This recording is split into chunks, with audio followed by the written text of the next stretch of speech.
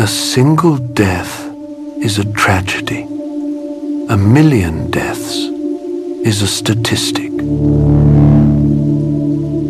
Tonight, we explore the life of history's most powerful dictator, a man whose very name became a warning whispered across half the world, Joseph Stalin. To some, he was the leader who saved civilization from fascism, who turned a backwards empire into a superpower. To others, he was the century's greatest monster, architect of famines that killed millions and purges that destroyed a generation. He rose from nothing, a cobbler's son with a withered arm and a pockmarked face. By the time he died, he controlled the fate of 800 million people. His path from the seminary to the Kremlin traces through revolution and civil war and the systematic, ruthless destruction of every rival and friend. Lenin warned the party to remove him. Trotsky called him a mediocrity. They all underestimated the man who collected power the way others collected stamps, carefully, methodically, until he held every piece that mattered. The boy, nicknamed So-So, who sang in the church choir, would become the dictator who dynamited those same churches. The revolutionary who fought the Tsar's oppression would create a police state that made the old empire look gentle. He defeated Hitler, carved up Europe, and died believing everyone around him was plotting his destruction. Perhaps he was right. His own daughter said his final gesture was lifting his hand as if cursing them all. Before we begin this journey through one of history's darkest lives, I want to know what you think. Was Stalin a necessary evil who modernized Russia and saved it from destruction? Or was he a paranoid murderer who set his country back generations? Let me know in the comments. And if you're finding value in these explorations of history's most complex figures, please consider subscribing. It helps others discover these stories. Now, settle back, dim the lights, and prepare to meet the man who built socialism in one country on a foundation of bones. The revolutionary who became a dictator and, in his own mind at least, almost a god. This is the bedtime biography of Joseph Stalin.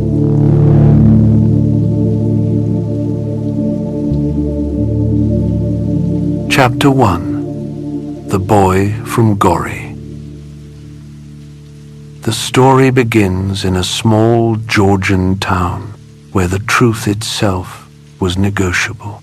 Ioseb Juhashvili entered the world on December 6, 1878, though he'd later trim a year from his life.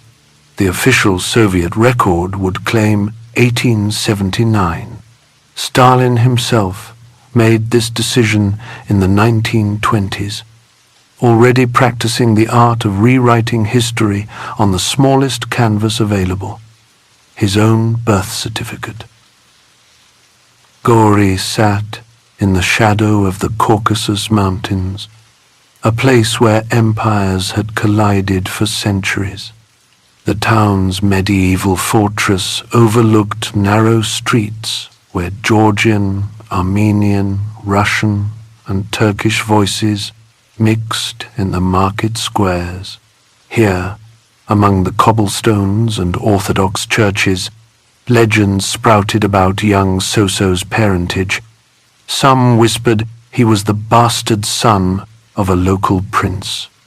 Others claimed Emperor Alexander III himself had fathered the child during some improbable Georgian adventure. The truth was both simpler and harder. His mother, Keek, worked her fingers raw as a washerwoman. His father Beso made boots and drank. But Beso wasn't the simple brute that Soviet hagiography would later paint. The man could read Georgian, spoke Russian, Armenian, and Turkish. In his better years, he ran a successful workshop with apprentices and steady orders. The family lived in a brick house with a cellar and wine storage. They weren't wealthy, but they weren't starving either. So was their third attempt at a child. The first two boys had died before their first birthdays, making him precious cargo in his mother's eyes. Then came the unraveling. Beso's drinking intensified. The workshop failed. The beatings started. One friend remembered Beso grabbing little Soso by the legs and hurling him to the floor so hard that blood pooled in the child's urine for days. Another time, Keke threw herself between them, taking blows meant for her son, until neighbors pulled the drunk cobbler away. Eventually, Beso disappeared entirely, drifting between Tiflis factories, leaving his family to survive on Keke's work, scrubbing other people's laundry. Disease and accident marked the boy as surely as poverty. Smallpox arrived when he was 7, leaving his face cratered like a battlefield map. Then came the carriage accident, or maybe it was a sledge, the stories vary, that mangled his left arm. The local hospital's treatment made things worse. Blood poisoning set in. The arm withered, growing shorter than the right, bending at an awkward angle he'd spent his life trying to hide in photographs. He had another secret too. 2 toes on his left foot were fused together, a detail the Soviet autopsy would confirm decades later. Yet Soso wasn't some Dickensian orphan shuffling through cobwebbed misery. His mother's fierce ambition lifted him above his circumstances. While other boys his age worked in the fields or workshops, he attended school. The Chakviani family, local nobility with a priest in their ranks, took an interest in the bright, scarred boy. Father Cristoforo Chakviani pulled strings to get him into the Gori Theological School in 1888. The priest's children tutored him in Russian, opening doors that most Georgian peasant boys never even knew existed. At school, Soso thrived. The records show a model student earning excellent marks in sacred history, Orthodox catechism, and liturgical chant. His voice rang pure in the church choir. He memorized prayers in Old Church Slavonic. The Russian teacher, a disciplinarian the boys called the gendarme, made him a classroom assistant. This was the first taste of authority, however small, and he savored it. Decades later, in 1944, Stalin would remember these schoolmates with unexpected tenderness. He sent money to old friends from Gori, notes written in Georgian and signed with his childhood name. Grisha, he wrote to one, accept this small gift from me, yours, Soso. By then he'd already murdered millions, but something in him still remembered being 9 years old and singing in the church choir while his mother watched from the women's section, her calloused hands folded in prayer. Stalin himself would later claim his parents did not treat me badly by any means. A peculiar statement from a man whose father beat him unconscious and whose mother worked herself to exhaustion. But perhaps that's how it seemed to him. Just the normal texture of life in 1880s Georgia, where most families buried half their children and wives, expected bruises. Or perhaps he was already practicing the art he'd perfect as dictator, transforming suffering into strength through sheer force of narrative will.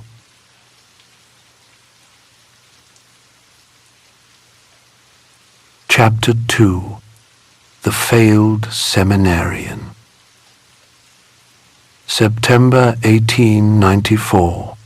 Soso entered the Tiflis Theological Seminary, carrying his mother's dreams in a small cloth bundle. The building rose like a fortress above the city, all stone corridors and echoing prayers. Here, they would make priests out of Georgian boys, or so the authorities hoped. What they actually created was something else entirely. At first, he flourished.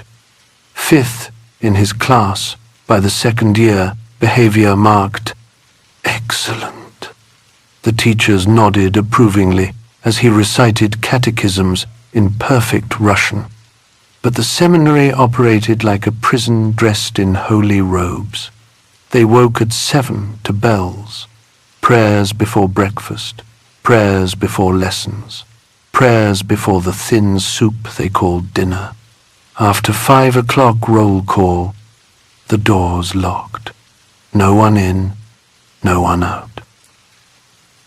The monks searched their rooms without warning, rifling through belongings for forbidden books or Georgian newspapers. Speaking Georgian earned punishment. Writing in Georgian earned worse. The Russian Empire was civilizing these provincial boys, one prohibited syllable at a time. A classmate remembered the atmosphere. We felt as if we were in prison. The walls pressed closer each day. Soso found his escape in books. Not the holy texts, but novels, smuggled through the seminary's black market of ideas. He discovered Alexandra Kazbegi's The Patricide, a tale of a Georgian noble named Koba who fought Russian oppressors with mountain justice and a sharp blade. The name stuck to him like a shadow. Koba. His friends started calling him that, and he wore it like armor. Poetry poured from him during those early seminary years. 6 pieces published in Georgian newspapers between 1895 and 96. Sweet, earnest verses about motherland and morning light. Blossom, lovely land, he wrote. Exult, country of Georgians. The words seem almost impossibly innocent now, coming from the boy who would starve Ukraine. But poetry wasn't enough. By his 3rd year, he joined an illegal discussion circle where seminarians read Victor Hugo by candlelight. His grades began their slow collapse. The conduct journal filled with infractions, missed prayers, bad behavior during liturgy, returning late from who knows where. He was attending secret meetings with railway workers, discovering Marx's promise that history moved through collision and struggle toward paradise. The inspection records from 1899 tell the story's end. Confined to punishment cells, books confiscated, more infractions piling up. In May, the seminary expelled him for failing to appear at examinations for unknown reasons. The official language disguised what everyone knew. They were eager to be rid of him without scandal. Stalin would later tell a German writer that the seminary's Jesuitical methods had made him a revolutionary. Perhaps, or perhaps he was already inclined toward rebellion, and the seminary simply showed him what to rebel against. Either way, Keke's dream of her son in priest's robes died in those stone corridors. Her Soso walked out of the seminary doors and into the underground, where men plotted by lamplight to tear down the entire world.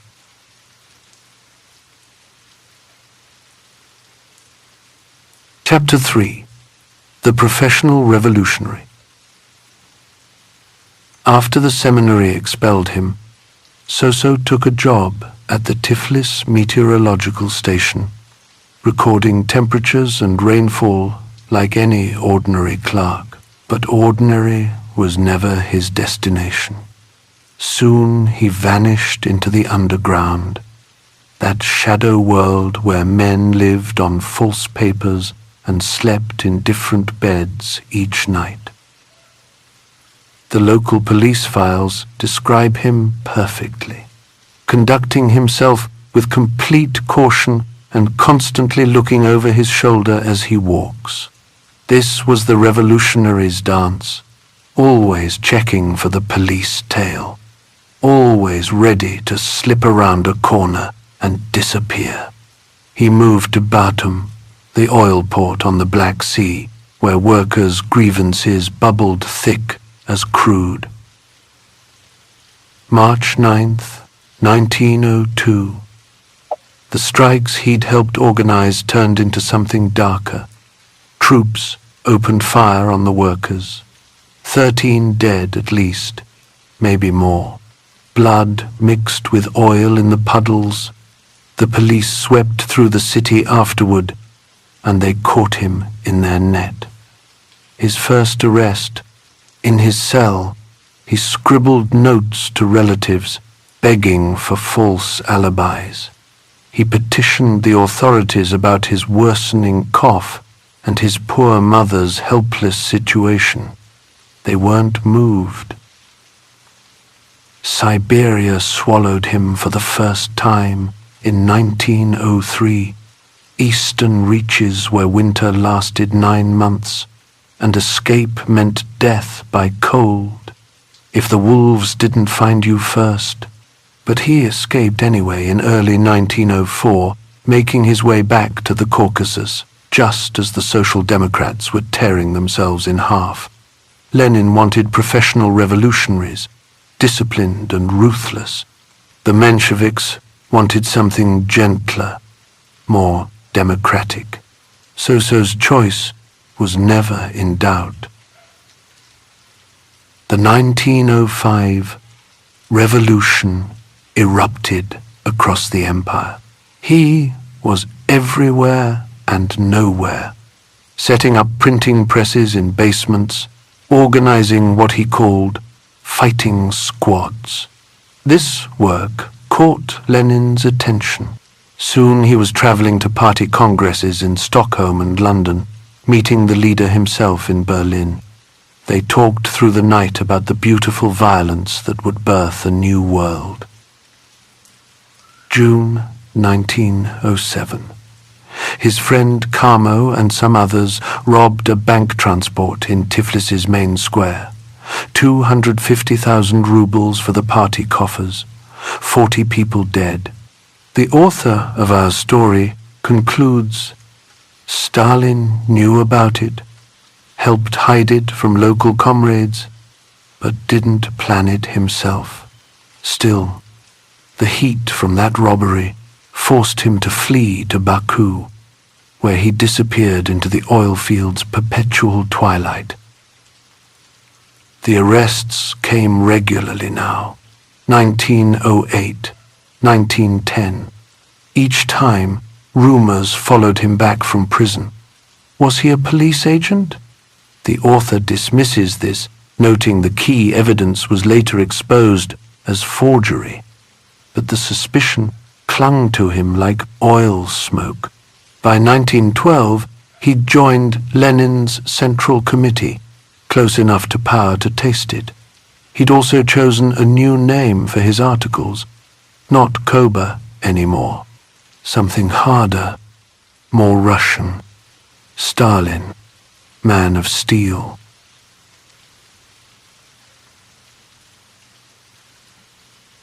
Chapter 4. The Siberian Limbo. February 1913. The police came for Stalin one last time. The betrayer was Roman Malinovsky, a fellow Bolshevik who reported every secret to the Okhrana. They sentenced Stalin to 4 years in Turakansky Krai, a place so remote that maps sometimes forgot to include it. The Arctic Circle loomed just north, and winter temperatures dropped to 37 below. His letters from those first months read like messages from a drowning man. The cold intensifies, he wrote. I have a suspicious cough, no money for bread or kerosene. My hardship grows by the hour. I'm in a desperate situation. I can't stand it any longer. The party tried to organize his escape, but Malinovsky whispered their plans to the police before they could unfold. March 1914. They moved him even deeper into nowhere, a village called Kureka, where the sun disappeared for months and the river froze solid enough to drive sledges across. His companion in exile was Yakov Sverdlov, another Bolshevik who believed in revolution and clean dishes. They lasted about 3 weeks as housemates. The problem was the dog. Stalin had adopted a local mutt named Yashka, who followed him everywhere. After meals, Stalin would set his plates on the dirt floor and let Yashka lick them clean. This was frontier efficiency. Sverdlov saw it differently. That fellow had a passion for cleanliness, Stalin recalled years later, still amused by the memory. Sverdlov called him too much of an individualist in practical matters. They moved into separate houses and stopped speaking entirely. With Sverdlov gone, Stalin moved in with the Pereprigin family.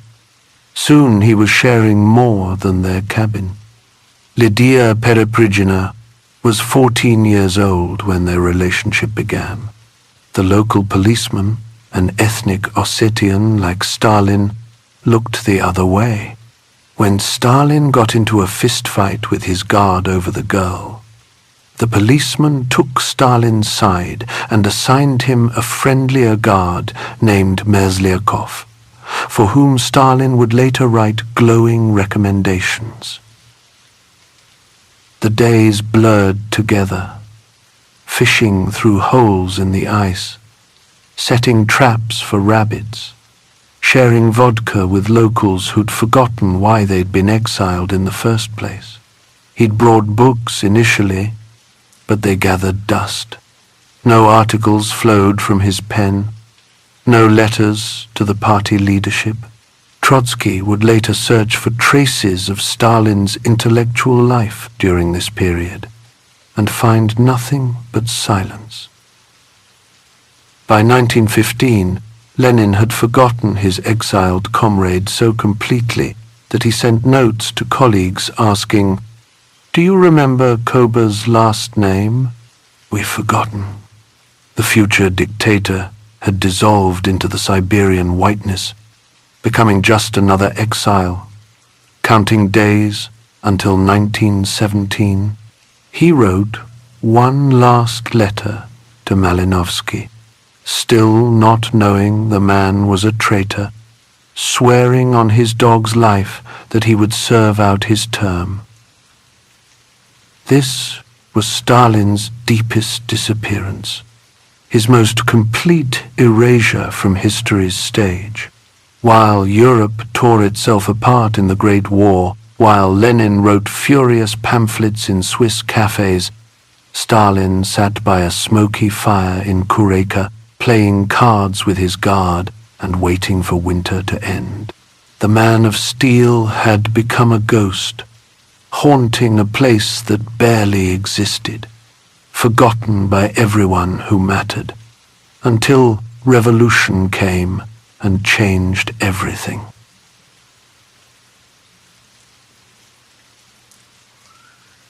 Chapter 5. The Revolution of 1917. February 1917 arrived like a fever breaking. The Tsar abdicated. The empire collapsed. Stalin heard the news in Kureka and immediately started packing. No need to wait for official release papers. Russia had bigger problems now. He caught rides on sledges and riverboats, racing toward Petrograd, where history was being written by the hour. He arrived to find the Bolsheviks in disarray. Lenin was still in Switzerland. The party's Petrograd leaders were stumbling through events without clear direction. Stalin and his old friend Kamenev took control of Pravda, the party newspaper, and immediately steered it toward moderation. They wrote that Russia needed to pass through proper capitalist development before socialism could bloom, support the provisional government conditionally, continue the war defensively. This was orthodox Marxism, sensible and gradual. Then Lenin's letters started arriving from exile, each one more radical than the last.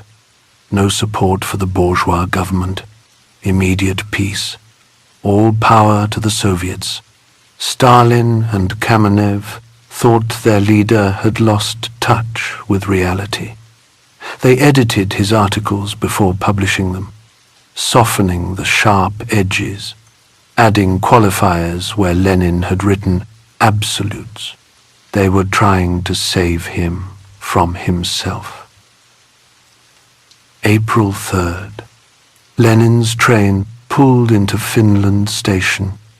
The crowd went wild, but the speech he gave that night stunned even his own party. His April theses demanded immediate socialist revolution. Right now, no waiting for history's permission. The Bolshevik leadership listened in bewilderment. One old comrade muttered that Lenin had gone mad. Stalin sat silent, calculating. Within days, Stalin pivoted completely. At the April Party conference, Lenin personally endorsed him. "We have known Comrade Koba for very many years. He handles any responsible job well." Stalin secured his spot on the Central Committee and promptly abandoned every moderate position he'd held the week before. He called it creative Marxism. Rules were for people who wanted to lose. "We must reject the obsolete notion that only Europe can show us the way," he declared, as if he'd never thought otherwise. Summer 1917. The July days erupted in street demonstrations that nearly destroyed the Bolsheviks. The government blamed them for the chaos. Lenin fled to Finland. Kamenev was arrested. Stalin, less famous and thus less wanted, stayed free and useful. He arranged Lenin's hiding places, moving him between safe houses like a chess piece one step ahead of the police. October approached. The party split over whether to seize power. Zinoviev and Kamenev went public with their opposition, warning that insurrection meant civil war. Lenin exploded, demanding their expulsion. But Stalin defended them in Pravda, writing that despite disagreements, overall, we remain like-minded. It was a rare moment of defying Lenin, choosing old friendships over revolutionary purity. Meanwhile, Trotsky had emerged as the revolution's brilliant star, organizing the Military Revolutionary Committee, giving speeches that set crowds on fire. Stalin watched from the shadows, learning.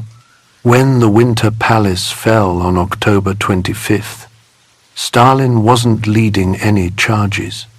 He was in a room somewhere, editing copy for the next day's paper. But he'd learned Lenin's essential lesson. In revolutionary moments, the most radical position usually wins. Moderation was death. Extremism was survival. He would never forget it.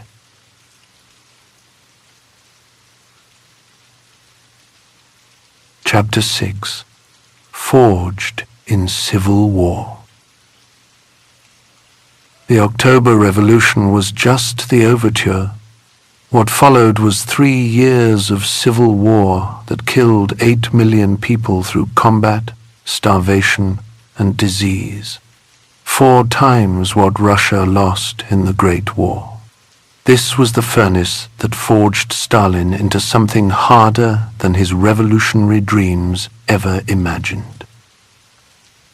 Summer 1918. The Bolsheviks sent Stalin to Tsaritsyn to procure grain for starving Moscow. He found the city under siege and immediately exceeded his orders. He seized military command, though he'd never led troops. He dismissed the professional officers Trotsky had sent, calling them lifeless pen pushers and cobblers in furious telegrams to Lenin. These former Tsarist officers knew how to fight, but Stalin trusted his drinking buddy Kliment Voroshilov more than any military academy graduate. When his amateur tactics nearly lost the city, Stalin discovered his signature move. He invented a conspiracy. Secret enemies had sabotaged them from within. The arrests began immediately. Former officers, engineers, anyone with soft hands and clean fingernails. They dragged an engineer named Alexeyev into the basement of the secret police headquarters. A fellow prisoner, Konstantin Makhrovsky, later described finding Alexeyev with his face totally covered by a mask of blood, guards beating him with rifle butts and boots even after he'd collapsed. Stalin ordered a prison barge anchored in the Volga. 400 people packed inside with 1 latrine and no food. Some went mad from thirst. Others threw themselves into the river. Stalin and Voroshilov took credit for every execution, sending proud reports to Moscow about their vigilance against counter-revolution. When the real military situation grew desperate, they simply shot more traitors and requested more ammunition. Trotsky, building his professional Red Army, watched this chaos with growing alarm. On October 4th, he telegraphed Lenin, "I categorically insist that Stalin be recalled. We have a colossal superiority of forces, but total anarchy at the top." Stalin fired back that Trotsky was protecting traitors from among military specialists. The 2 men would never forgive each other for what happened in Tsaritsyn. But Stalin learned something valuable in that blood-soaked city. Competence was optional if you had enough bullets. Failure could always be blamed on hidden enemies. Terror could substitute for talent. These weren't just emergency measures for wartime. They were tools he would carry forever. The Civil War created the Soviet state's DNA. Not the workers' paradise Lenin had promised in his Swiss exile, but something harder and more desperate. Every institution was militarized. Every disagreement became potential treason. The Cheka, the secret police, executed more people in 3 years than the Tsarist regime had in the previous century. This wasn't an aberration. It was the foundation. Stalin thrived in this atmosphere like a cavefish in darkness. While Trotsky commanded armies and Lenin wrote theoretical justifications for the terror, Stalin did the dirty work others avoided. He supervised grain requisitions that left peasants starving. He ordered the execution of former comrades who'd chosen the wrong side. He learned that revolution wasn't about ideal. It was about who could be most ruthless when ruthlessness mattered. The boy from Gori who'd written poetry about blossoming motherlands was gone. What emerged from the Civil War was something else entirely.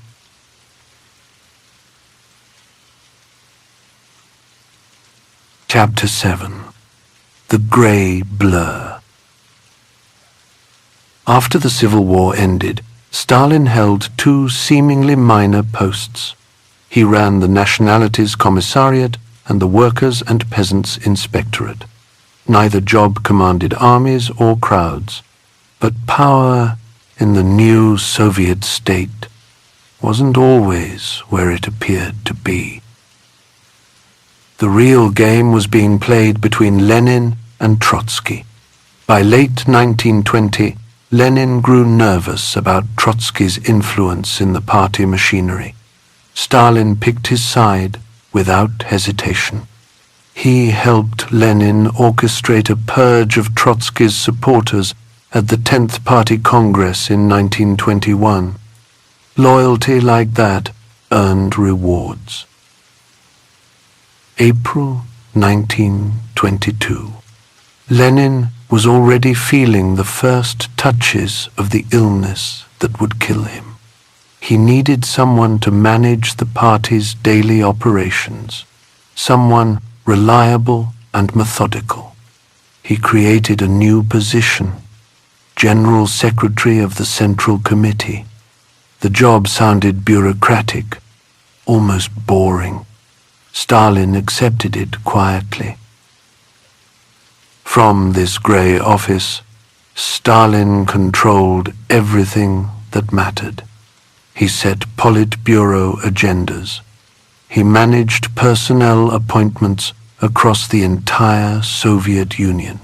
Tens of thousands of officials suddenly owed their positions to his signature. His assistant, a Mayak Nazarisian, wrote letters describing Stalin's firm hand and cunning nature. Hard as a nut, Nazardian marveled. It takes a while to understand what he's up to. A new phrase entered Moscow slang for officials awaiting assignments: going under Stalin. While Trotsky gave speeches that made crowds roar, and Lenin wrote brilliant articles from his sickbed, Stalin sat in his office, moving names around on lists. Each name was a debt. Each debt was a vote. The party apparatus was becoming his personal machine, one appointment at a time. His relationship with Lenin during this period was extraordinarily intimate. They shared jokes about Stalin's pipe smoking, Lenin calling him an Asian with affection. When Lenin's health collapsed in May 1922, he summoned Stalin with a terrible request. He wanted poison. The paralysis was coming, and Lenin preferred death to helplessness. Stalin refused gently, telling Lenin the doctors were still hopeful. "Are you being deceitful?" Lenin asked. Stalin replied, "When have you ever seen me be deceitful?" It was a moment of genuine tenderness between two men who'd shed rivers of blood together. Lenin's sister Maria later confirmed this story, one of the few times Stalin showed something approaching compassion. But even as Stalin played the loyal lieutenant, he was building something Lenin never intended. The party secretary was supposed to be a clerk, not a king. Yet every day, Stalin's control grew stronger. He knew who drank too much, who had bourgeois parents, who'd supported the Mensheviks in 1905. Information was ammunition, and he was stockpiling enough to fight a war. The other Bolshevik leaders dismissed him as a grey blur, someone important enough to attend meetings but not brilliant enough to matter. They spent their time debating theory and writing position papers. Stalin spent his time learning where every single party member's loyalty resided. They were playing chess. He was buying the board. When Lenin's health finally failed completely, the grey blur would emerge from the shadows, and everyone would discover they already belonged to him.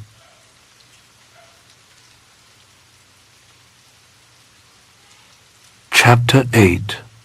The Break with Lenin. Fall 1922. The partnership between Lenin and Stalin began to crack like ice under Spring Sunday. Lenin, watching from his sickbed, grew alarmed at how much power his general secretary had accumulated. The filing cabinets full of personnel records had become an empire. The first real fight erupted over the formation of the Soviet Union itself. Stalin wanted to absorb Ukraine, Belarus, and the Transcaucasian republics directly into Russia. He called it autonomization. Lenin read the proposal and exploded. This was great Russian chauvinism, he said. The Tsarist Empire wearing red clothes. Stalin told Kamenev they should stand up to Ilyich. But when Lenin stood firm, Stalin retreated. You didn't win fights with Lenin. Not yet. Then came the foreign trade monopoly dispute. Stalin wanted to loosen it. Lenin wanted it ironclad. To everyone's surprise, Lenin formed an alliance with Trotsky, his old rival. In a note to his wife, Krupskaya, Lenin urged Trotsky not to stop, but to continue the offensive. They were planning something together, these two giants, and Stalin was the target. Stalin found out about the secret communications. He telephoned Krupskaya and unleashed a stream of abuse. How dare she let Lenin work on politics when the Politburo had ordered rest? The call lasted 4 minutes. Krupskaya was left shaking. She'd been Lenin's partner since before Stalin could grow a proper moustache, and now this Georgian clerk was screaming at her. December 24th, 1922. Lenin dictated what history would call his testament. Comrade Stalin, he warned, has concentrated immense power in his hands, and I am not sure whether he will always be capable of exercising this power with sufficient caution. It was diplomatic language for a political death sentence. 10 days later, Lenin added a postscript with the gloves off. Stalin was too rude, he wrote.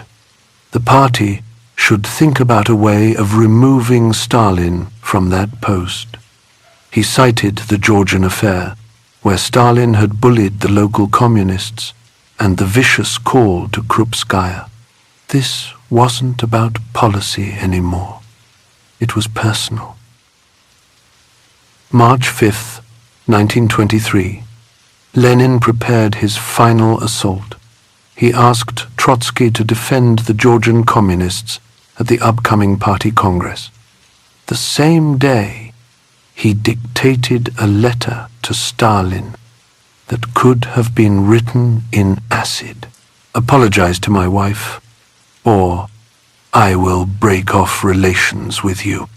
He sent messages to the Georgian opposition expressing support and condemning Stalin's connivances.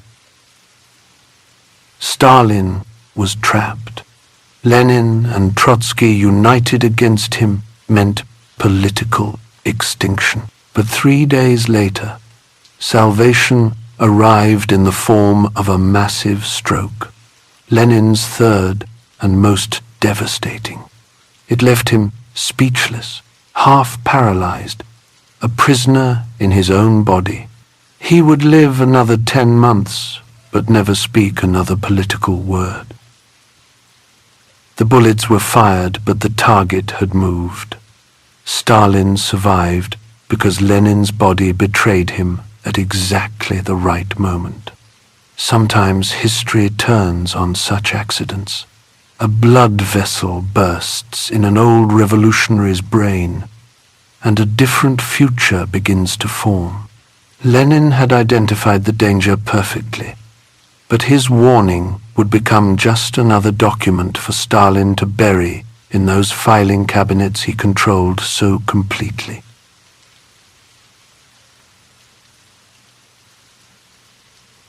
Chapter 9. Outmaneuvering Rivals.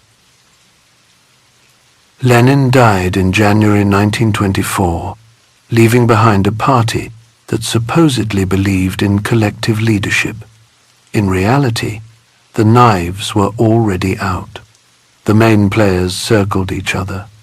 Trotsky with his brilliant speeches, Zinoviev and Kamenev with their old revolutionary credentials, and Stalin with his filing cabinets full of secrets. Stalin's opponents didn't underestimate him.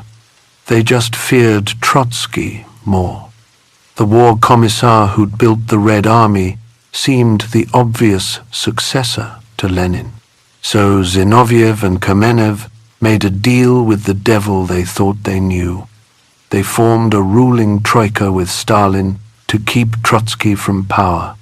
It was the mistake that would destroy them.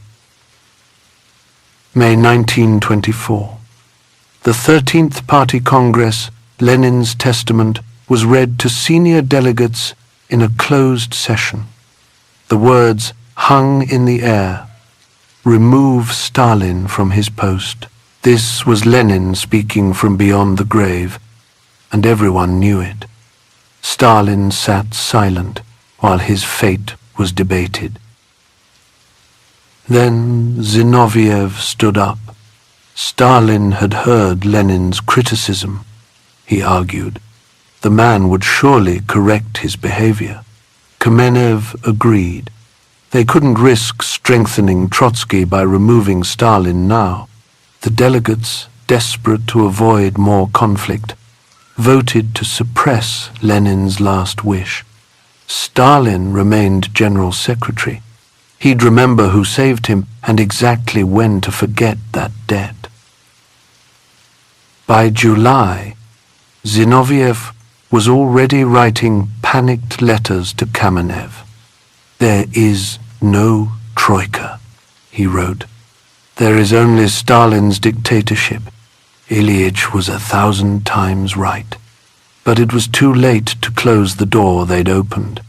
Stalin had already begun undermining them, building alliances with the party's right wing, particularly Nikolai Bukharin and Alexei Rykov. August 1924. Stalin submitted a theatrical resignation letter asking to be sent to Turakansky Krai, Yakutsk Oblast, or abroad. It was pure performance, testing his support. The Central Committee refused the resignation immediately. He learned he was now too essential to remove. Zinoviev and Kamenev found themselves boxed in. To oppose Stalin's new moderate economic policies, they had to adopt Trotsky's leftist platform, the same positions they'd attacked him for just months earlier. They looked like opportunists, which they were. At the 14th Party Congress in December 1925, Stalin crushed them completely. He sent his loyalist Sergei Kirov to take over Zinoviev's power base in Leningrad. The city's entire party apparatus was purged and replaced with Stalin's people. Desperate, Zinoviev and Kamenev made one last move. They formed a united opposition with their old enemy Trotsky in 1926. Former rivals united against the common threat. Stalin responded by using the secret police to brand them as an illegal organization. Their supporters were arrested. Provocateurs disrupted their meetings. By the end of 1927, Trotsky, Zinoviev, and Kamenev were all expelled from the Central Committee. Trotsky would be exiled to Alma-Ata, then expelled from the Soviet Union entirely. The grey blur had devoured them all. While they debated theory and made speeches, he'd been collecting people like chess pieces. Now the board belonged to him. Only the right wing remained. And Stalin was already planning their destruction too. He'd learned from watching Lenin. In politics, yesterday's essential ally is tomorrow's enemy. Keep the knife sharp and the hand steady.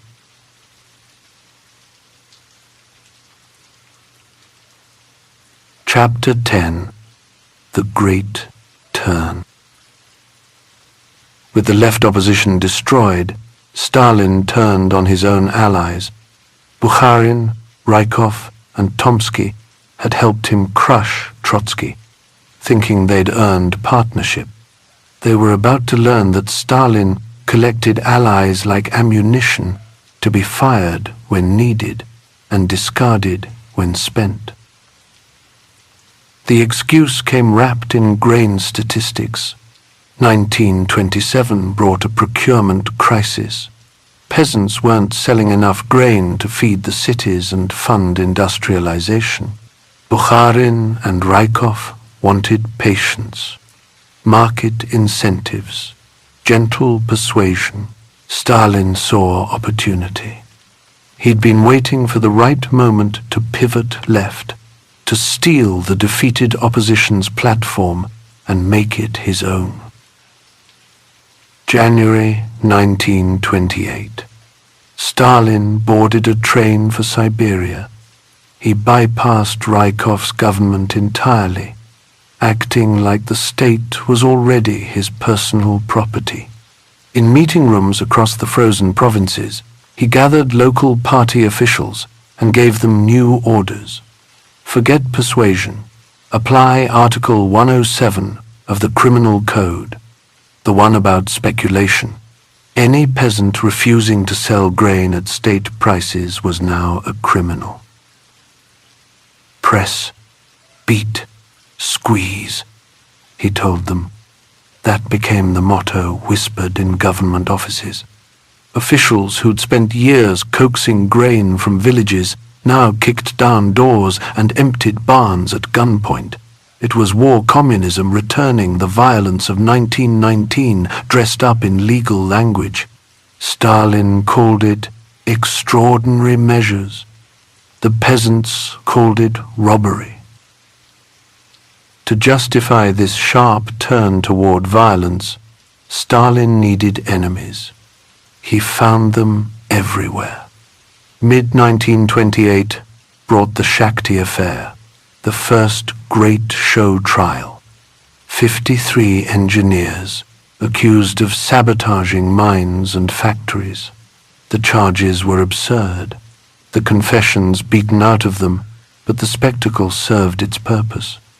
If engineers were wrecking socialism, then extreme measures were justified. Stalin unveiled his new theory at party meetings. As socialism approached, he explained, class struggle would intensify. Enemies would grow more desperate. Violence would increase, not decrease. This turned Marxism upside down. But who would dare point that out? The theory meant Stalin could justify any brutality as historical necessity. Bukharin saw the trap closing. In July 1928, he made a desperate, foolish move. He met secretly with the disgraced Kamenev, pouring out his fears about Stalin. "He will strangle us all," Bukharin whispered. Someone, probably Stalin's agents, stole notes from this meeting. Soon, everyone knew about Bukharin's conspiracy with former oppositionists. Stalin dismantled his rivals' power bases methodically. Tomsky's trade unions experienced sudden rebellions from below, all mysteriously well organized. Uglanov lost control of the Moscow party organization to carefully orchestrated coups. By April 1929, Bukharin, Rykov, and Tomsky were formally condemned as right deviationists. November 1929, Stalin stood before the Central Committee and announced the end of the new economic policy. No more gradualism, no more compromise. The Soviet Union would collectivize agriculture immediately and completely. It would industrialize at breakneck speed. Anyone who disagreed was an enemy of history itself. The last pretense of collective leadership died in that room. Stalin had outmaneuvered them all, the brilliant ones and the brutal ones alike. He'd used each faction to destroy the others, then destroyed the survivors with their own weapons. Now he stood alone at the summit, ready to reshape 1/6 of the Earth's surface according to his will. The revolution was about to devour its own children, and Stalin would hold the knife.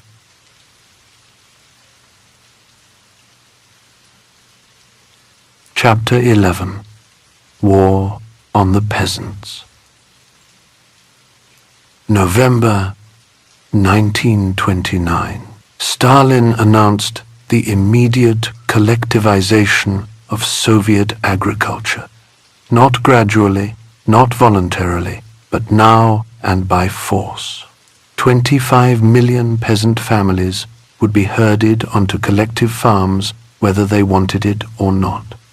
The next month, he declared something even darker, the liquidation of the kulaks as a class. Kulak meant fist in Russian, supposedly the rich peasants who exploited their neighbors. But Stalin's definition expanded like spilled ink. Anyone with 2 cows was a kulak. Anyone who hired help during harvest, anyone who resisted collectivization, the word became a death sentence that could be applied to anyone. Tens of thousands of urban activists poured into the countryside that winter. They came like an invading army, knowing nothing about farming but everything about force. Their weapon was simple: join the collective farm or be branded a kulak, lose everything, face exile to Siberia, maybe face a bullet. The collectivization rate tells the story in numbers. October 1929, 7.5% of households. February 1930, 52%.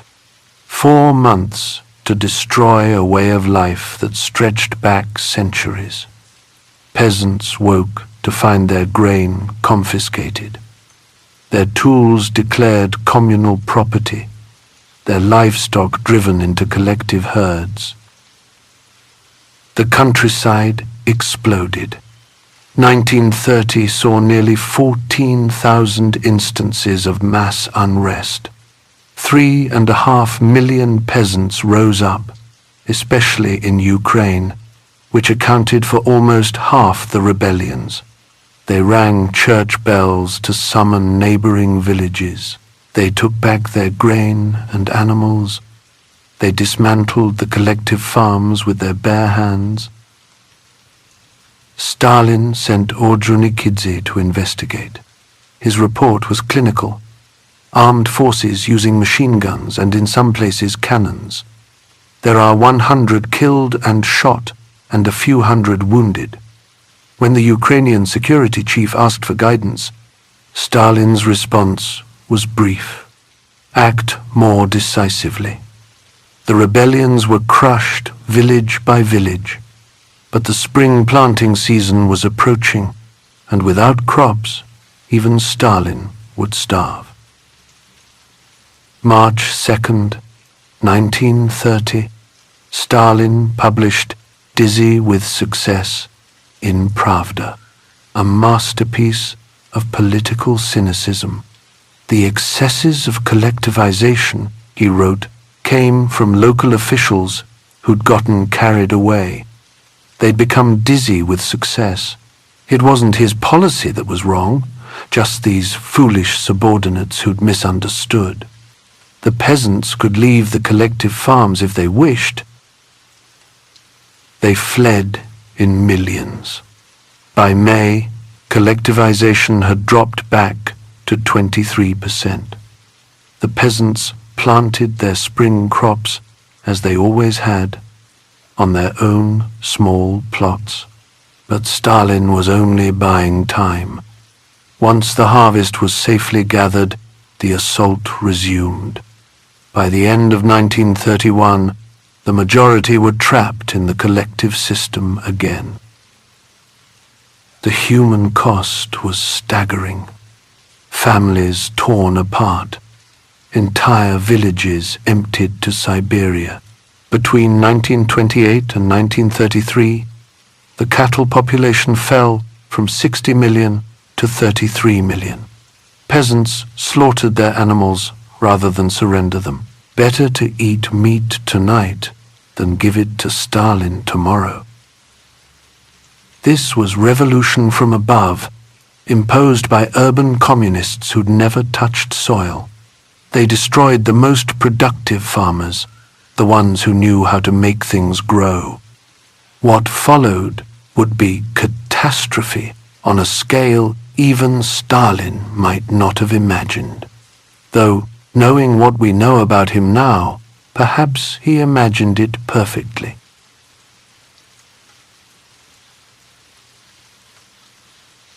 Chapter 12.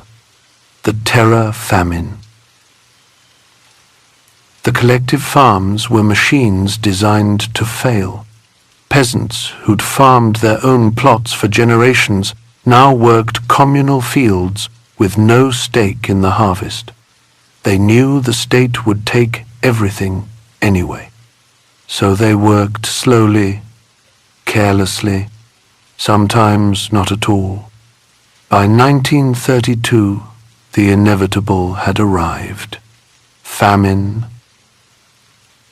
This wasn't nature's cruelty. The author makes this absolutely clear. Stalin created this catastrophe through policy, then deepened it through choice. 5 to 7 million people would die, mostly in Ukraine and the North Caucasus, the regions that had resisted collectivization most fiercely. Stalin saw starvation as a weapon, and he wielded it precisely. The writer Mikhail Sholokhov sent Stalin a letter describing what he'd seen in the villages: peasants tortured to reveal hidden grain, mock executions, hot irons pressed against skin. He wrote about a woman with a baby expelled from her home for failing to meet her quota. She wandered the village through the night, begging to be let inside. No one dared help her. By morning, the infant had frozen to death in her arms. Stalin read the letter and responded with ice in his veins. The peasants were waging a quiet war against Soviet power, he wrote back, a war by starvation. They were the aggressors, not the victims. In his mind, Ukrainian peasants were doubly suspect. They were peasants, which made them backward. They were Ukrainian, which made them nationalist.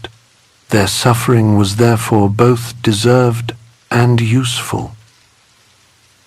Procurement brigades swept through dying villages like locusts. They took not just grain, but everything edible: potatoes, beets, seeds for next year's planting. They probed the ground with metal rods, searching for buried food, the yamas that families had hidden to survive. Finding one meant arrest, maybe execution. The brigades left nothing behind but hunger. Secret police reports from 1933 describe scenes from hell: parents eating their dead children, children eating their parents, entire villages where no living thing moved. Meanwhile, the Soviet Union exported 1.8 million tons of grain in 1932. The grain that could have saved millions went to buy foreign machinery for Stalin's factories. Refugees tried to flee to regions where food still existed. Stalin ordered police cordons around the famine zones. Anyone caught leaving was sent back to die. The cities needed to be protected from hungry peasants who might tell their stories. Better they die quietly in their villages, out of sight. February 1933. The famine reached its peak. Stalin delivered a speech about the achievements of collectivization. The poor peasants, he declared, had attained material security in the collective farms. While millions starved, he celebrated their prosperity. When an American visitor mentioned the famine privately, Stalin admitted some peasants were currently hungry, but blamed them for being parasites and idlers. This was power without conscience. Stalin had learned during the Civil War that violence worked. Now he'd discovered something worse. Hunger was cheaper than bullets and quieter than executions. It could destroy millions while leaving buildings intact. The bodies could be plowed under, and next year's grain would grow from soil enriched by the dead. He'd found the perfect crime, one that left no fingerprints except on history itself.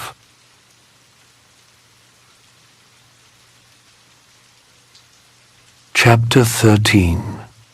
Rehearsal for Terror. December 1st, 1934. Sergei Kirov walked through the corridors of the Smolny Institute in Leningrad, the old finishing school where the Bolsheviks had planned their revolution. A young man named Leonid Nikolaev waited in the hallway, one shot to the back of the neck. Kirov was dead before he hit the floor. For decades, people have whispered that Stalin ordered the hit. Kirov was popular, charismatic, everything Stalin wasn't. The author examines the evidence carefully and concludes there's no proof Stalin arranged the murder. Nikolaev was unstable, recently expelled from the party, carrying grievances like stones in his pocket. Sometimes a lone gunman is just a lone gunman. But Stalin turned Kirov's corpse into a ladder. Within hours, he was on a train to Leningrad, playing the grieving comrade while orchestrating the investigation. He told Security Chief Yezhov exactly what to find. Look for murderers among the Zinovievites, he ordered. Not investigate, not discover. Look for them where Stalin had already decided they existed. The old oppositionists were rounded up. Zinoviev and Kamenev, already defeated politically, now faced criminal charges. There was no evidence connecting them to Nikolaev. Stalin didn't need evidence. He needed a narrative. Kirov had been killed by a vast conspiracy of former oppositionists, terrorists, hiding behind party cards. The trials began immediately. December 1934, January 1935, dozens of alleged Zinovievites were shot or sent to camps. But Stalin wasn't just punishing past opposition. He was establishing precedent. Political disagreement was now terrorism. Yesterday's debate was tomorrow's death sentence. The Kirov tributary, as it became known, spread beyond the opposition. Thousands of former nobles, priests, and Tsarist officials were swept from Leningrad and exiled. The city had to be cleansed of unreliable elements. Anyone with the wrong background, the wrong connections, the wrong thoughts, the security organs were learning to cast wide nets. Yet Stalin mixed terror with calculated moderation. In 1935, he announced a new Soviet constitution, the most democratic in the world, he claimed. He declared that sons wouldn't answer for their father's crimes anymore. He even invited some exiled kulaks to return home. These signals confused everyone, which was exactly the point. The security apparatus kept perfecting its methods.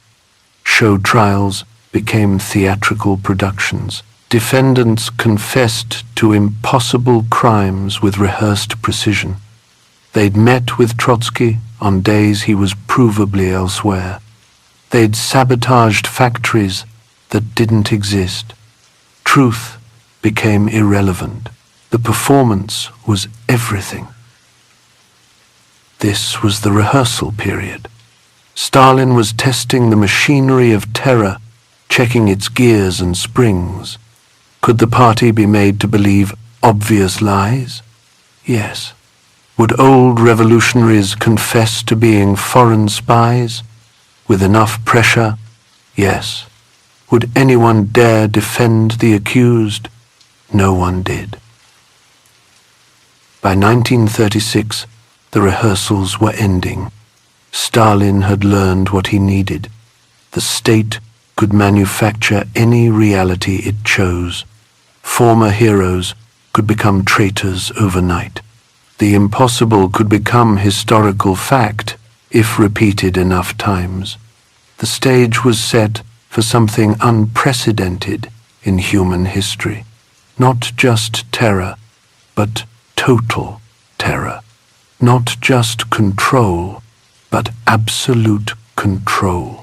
The Great Terror was coming, and Kirov's murder had shown Stalin exactly how to conduct it.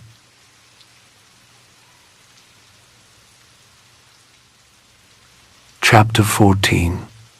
The Great Terror. Summer 1937. Stalin unleashed hell with a bureaucrat's precision. NKVD order number 00447 arrived at security offices across the Soviet Union on July 30th. It contained quotas, region by region, numbers to be shot, numbers for the camps, like a production plan for death.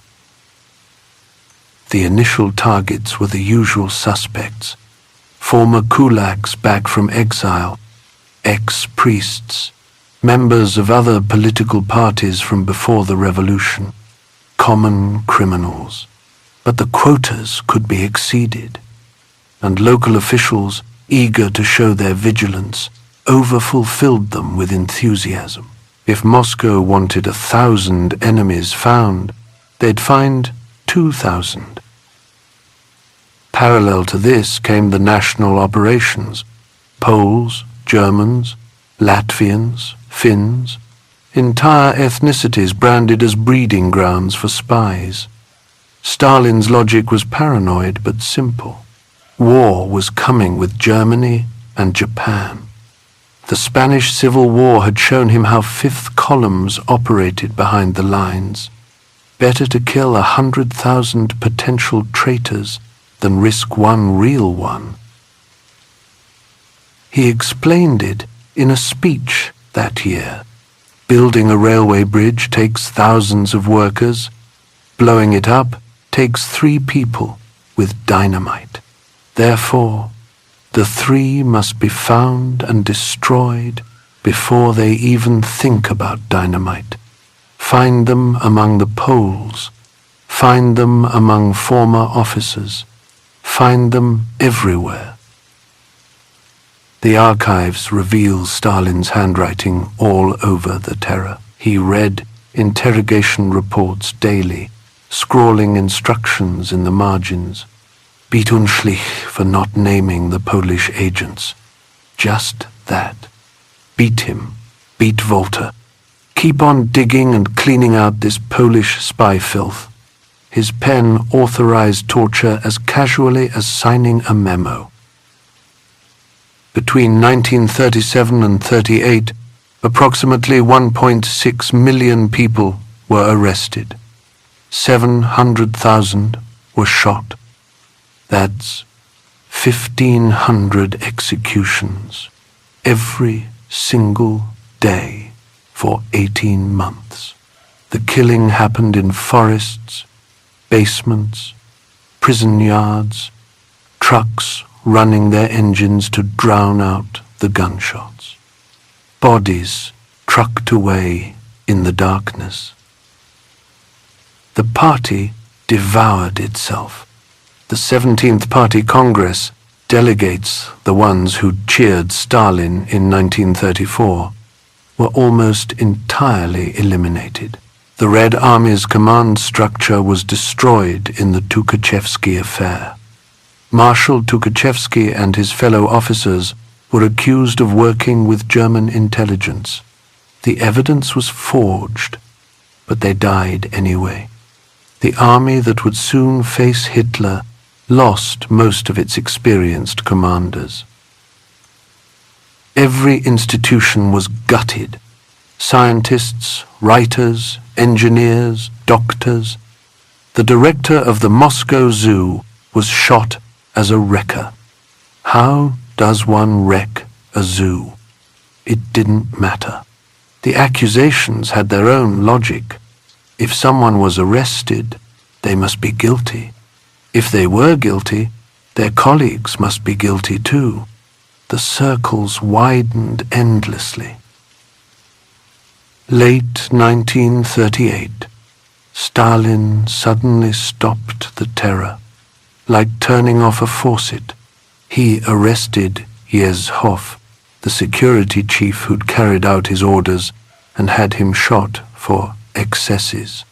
The period became known as the Josefshchina, Joseph's time, as if Stalin had been an innocent bystander to his own massacre.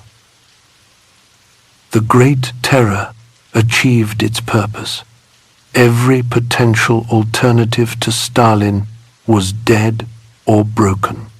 A new generation of officials had risen, owing everything to him. They'd participated in the killing, making them complicit.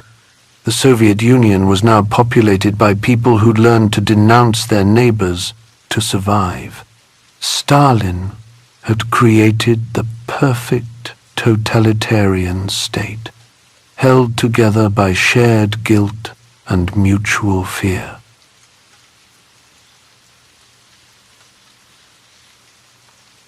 Chapter 15. The Generalissimo.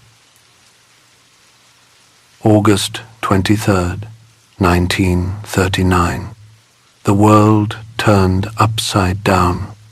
Joachim von Ribbentrop landed in Moscow to sign a pact between Nazi Germany and the Soviet Union. The two ideological enemies, who'd spent years denouncing each other as the ultimate evil, were suddenly partners. Stalin raised his glass at the reception. I know how much the German nation loves its Führer.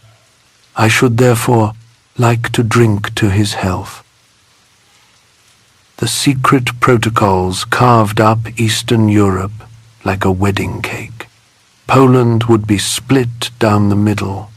The Baltic states would fall into Stalin's sphere.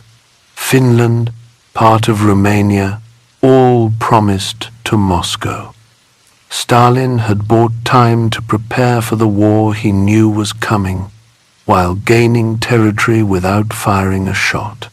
When Hitler invaded Poland on September 1st, Stalin waited 17 days, then sent his troops to claim the Soviet share. For 22 months, the partnership held.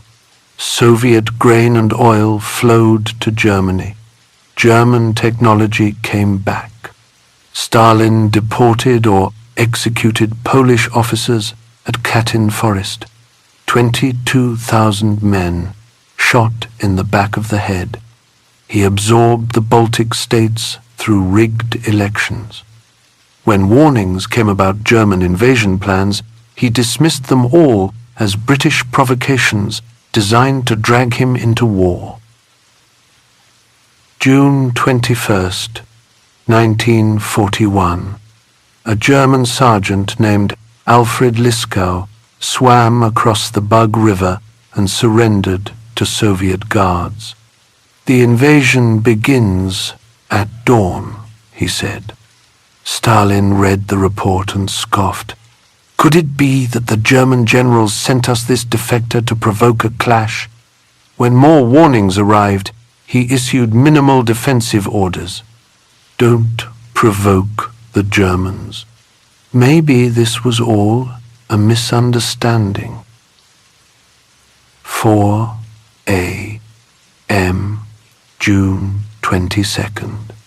The phone rang in Stalin's Dhaka. Zhukov reported German planes bombing Soviet cities, tanks crossing borders. Stalin said nothing, just breathing on the line. Finally, this is a provocation by the German military.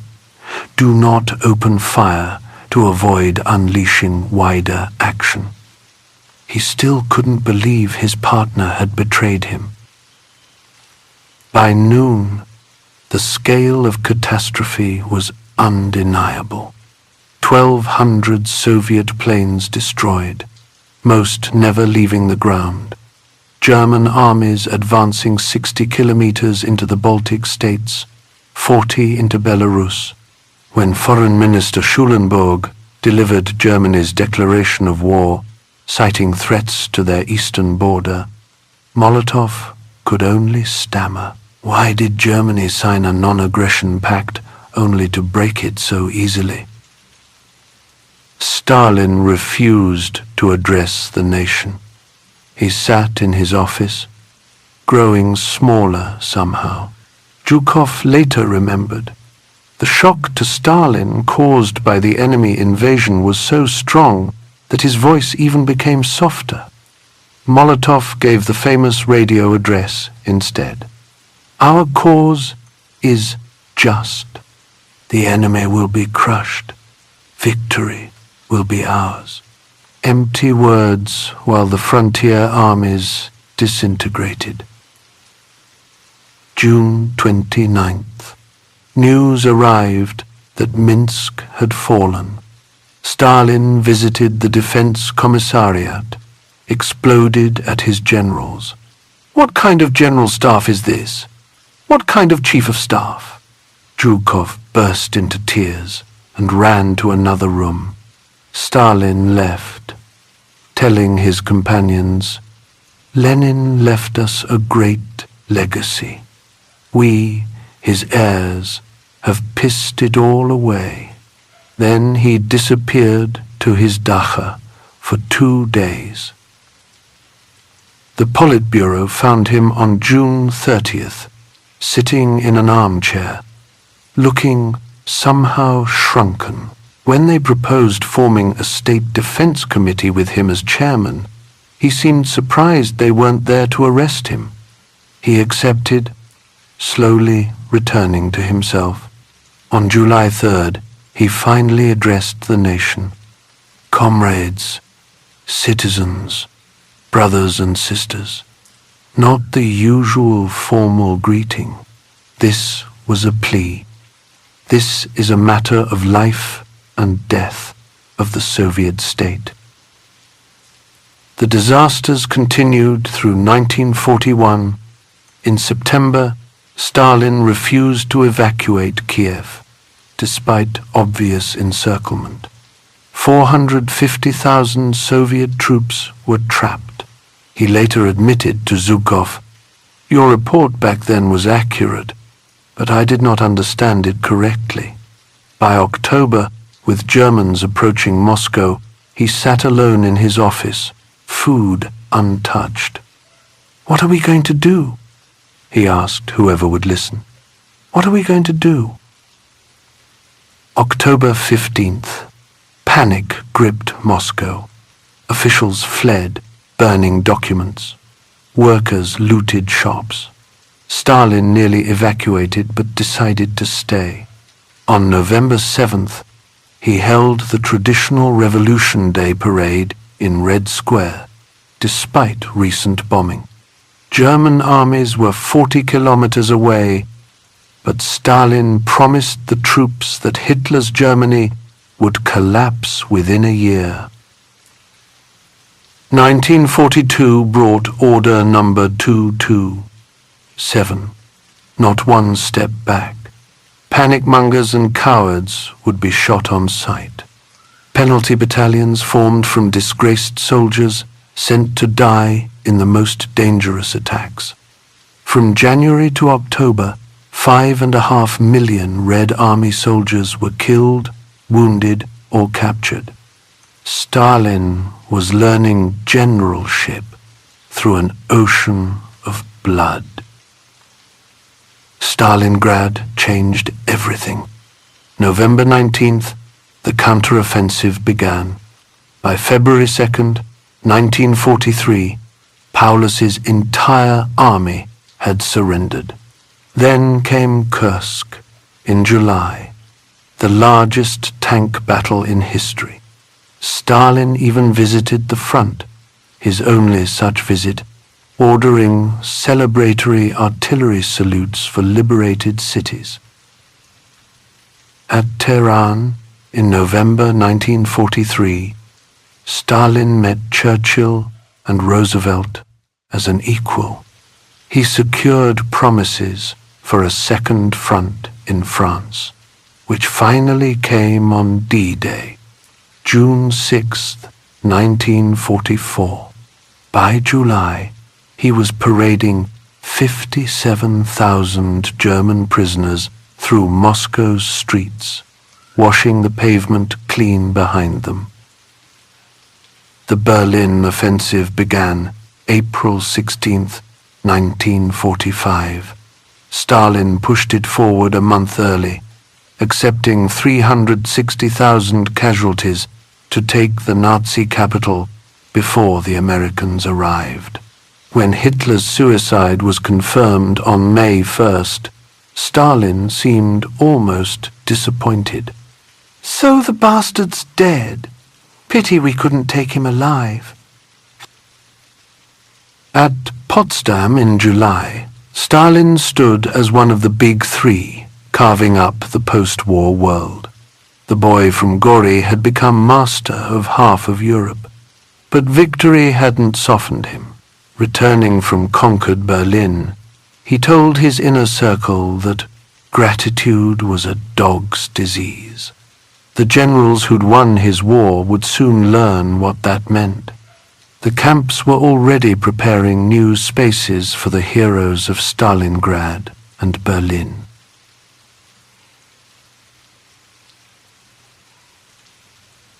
Chapter 16. Forging the Iron Curtain. Victory hadn't brought peace. Millions of Soviet soldiers had seen Europe, its cities and farms intact, despite the war. They'd seen how people lived without collective farms, without constant fear. They came home expecting something better after all the blood. Stalin saw this hope as poison that needed immediate antidote.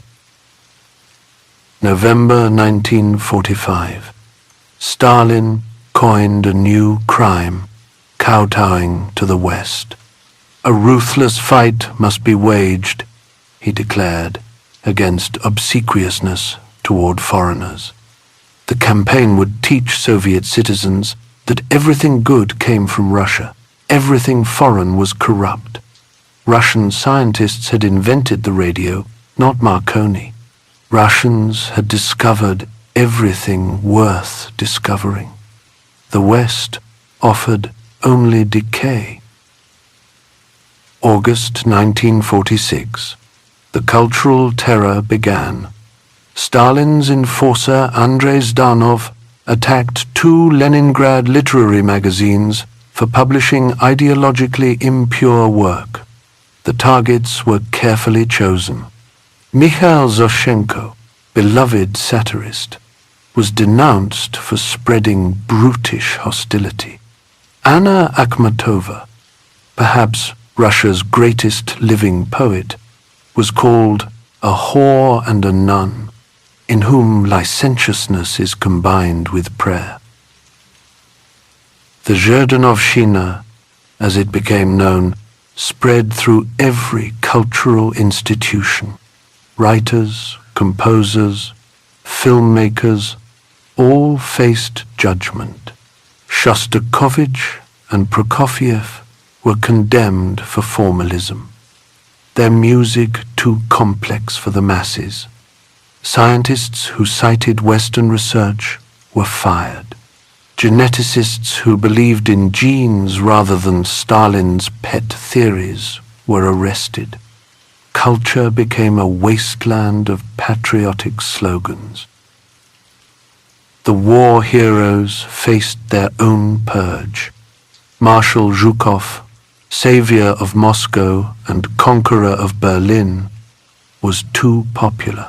June 1946, Stalin struck. A formal order accused Zhukov of losing all modesty, claiming credit for operations that belonged to Stalin alone. The marshal was exiled to a minor district command. Other generals were arrested in the trophy case, accused of looting German art. Their real crime was being loved by their soldiers. Meanwhile, Stalin was building his empire in Eastern Europe. The Red Army had liberated these countries, and liberation meant permanent occupation. Poland, Hungary, Czechoslovakia, Romania, Bulgaria, East Germany. Each got its own communist government, its own secret police trained by Soviet advisors, its own show trials. Local communists who'd fought the Nazis underground were replaced by Moscow-trained puppets. Only Tito refused to kneel. The Yugoslav partisan leader had liberated his own country, commanded his own army, and wouldn't take orders from Moscow. The split came in 1948. Stalin was stunned. "I will shake my little finger," he'd said, "and there will be no more Tito." But the finger shook, and Tito remained. The hunt for Titoists began immediately. Every Eastern European Communist party was searched for secret sympathizers. Hungary's Laszlo Rajk, Bulgaria's Trecho Kostov, Czechoslovakia's Rudolf Slansky, all executed after show trials where they confessed to being Western spies, Titoists, Zionists, whatever Stalin needed them to be. The satellite states learned their lesson. Independence meant death. June 1948. Stalin blockaded Berlin, cutting off Western access to their sectors of the city. He wanted to starve them out, force them to abandon Berlin entirely. The Western Allies responded with the airlift, flying supplies day and night. The blockade failed, but the message was clear. Europe was now divided. Churchill would call it the Iron Curtain. While Stalin played imperial games, his own people starved again. The 1946 harvest failed, partly due to drought, mostly due to the collective farm system. 1.5 million died, while grain was exported to the new satellite states. The victory that was supposed to bring relief had brought only new forms of suffering. The Iron Curtain trapped those on both sides.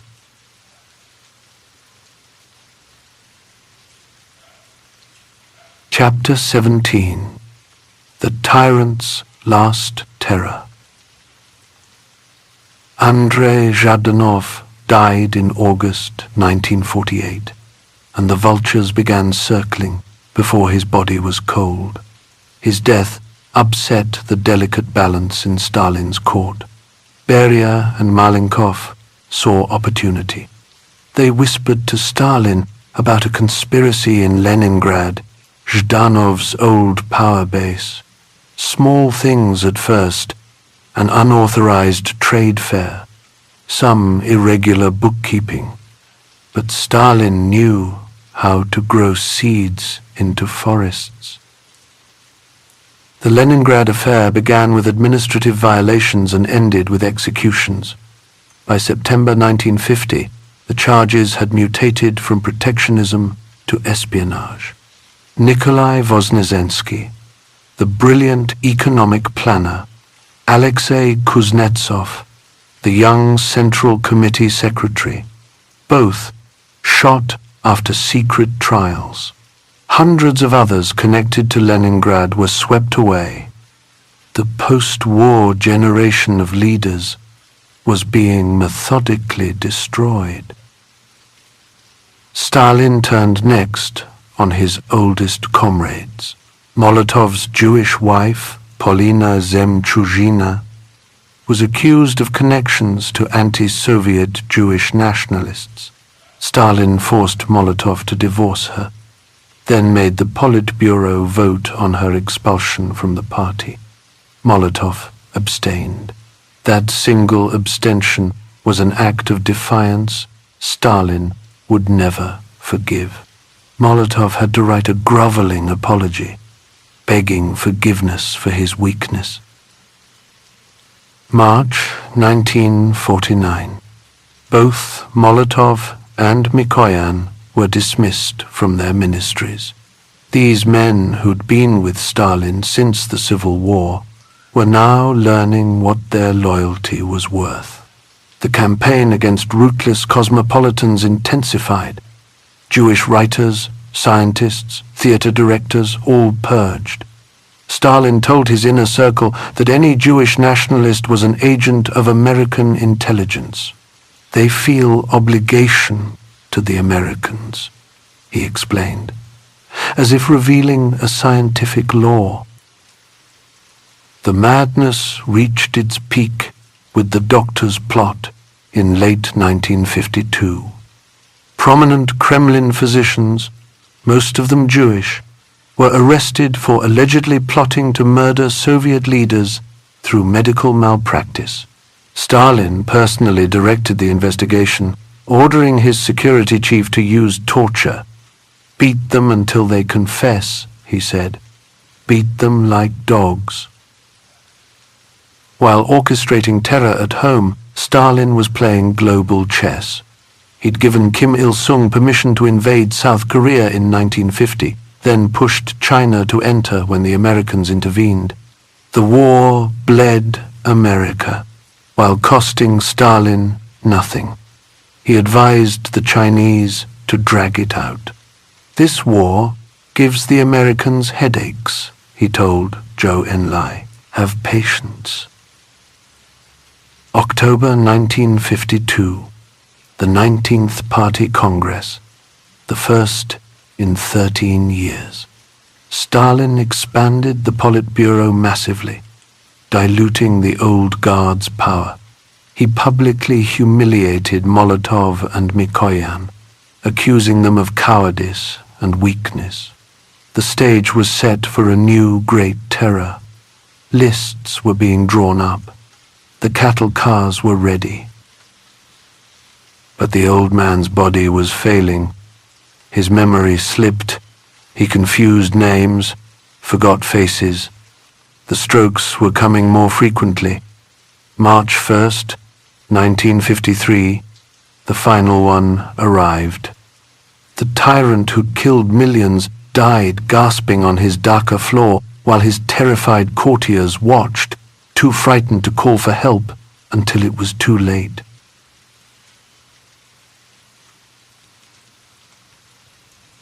Epilogue: The Ghost of Stalin. March 1st, 1953. Stalin had dinner with his inner circle, telling stories, forcing them to drink. They left at 4 in the morning. By noon the next day, his guards grew nervous. No movement from his rooms, but who dared enter uninvited? Finally, at 10 that night, they found him on the floor, soaked in his own urine, barely breathing. A cerebral hemorrhage had exploded in his brain. Beria, Malenkov, Khrushchev, and Bulganin arrived at the Dhaka. They stood around the dying tyrant, terrified he might recover and punish them for seeing him helpless. Hours passed before they called doctors. While Stalin lay unconscious, they were already dividing his empire. On March 5th, even as he still breathed, they abolished his newly created presidium and stripped him of his posts. 9:50 p.m. March 5th. Stalin's daughter Svetlana watched his final moment. He suddenly lifted his left hand, she wrote, as though pointing to something above and bringing down a curse on them all. Then nothing. The man who'd ruled through terror for 30 years was gone, leaving behind a nation that didn't know whether to weep or celebrate. Moscow erupted in genuine grief and secret relief. The crowds at his public viewing crushed each other in panic. 109 people died trying to see his corpse, the terror continuing even after his death. But the secret police also reported other reactions. A railroad worker was arrested for saying a dog had died, a dog's death. Good that he died, the man said. Maybe the collective farms would end and life would get easier. His heirs moved with stunning speed to dismantle the machinery of his final terror. Within a month, the doctor's plot was declared a fabrication. The accused physicians were released. The Gulag population was cut in half through mass amnesty. Torture was formally banned. The massive construction projects that had consumed the budget were halted. An armistice was sought in Korea. But Stalin's ghost wouldn't die so easily. His system had created millions who benefited from it. Party officials with their special stores, urban workers fed by grain stolen from peasants, veterans who credited him with victory over fascism. The terror was gone, but the structures remained. The collective farms, the one-party state, the empire in Eastern Europe. Decades later, in post-Soviet Russia, that ghost would rise again. Politicians would invoke his firm hand, his great empire, his victory over the Nazis. The millions dead would be forgotten or justified as necessary sacrifices. Polls would show young Russians admiring the strong leader who made their country feared. This is Stalin's most dangerous creation. Not the terror which died with him, but the myth which lives on. The image of the wise leader making hard choices for the nation's glory. It ignores the Ukrainian villages where everyone starved, the Polish officers shot at Katyn, the countless ordinary people who vanished into camps. This forgetting, this willful blindness, ensures that somewhere, sometime, another Stalin waits to be born.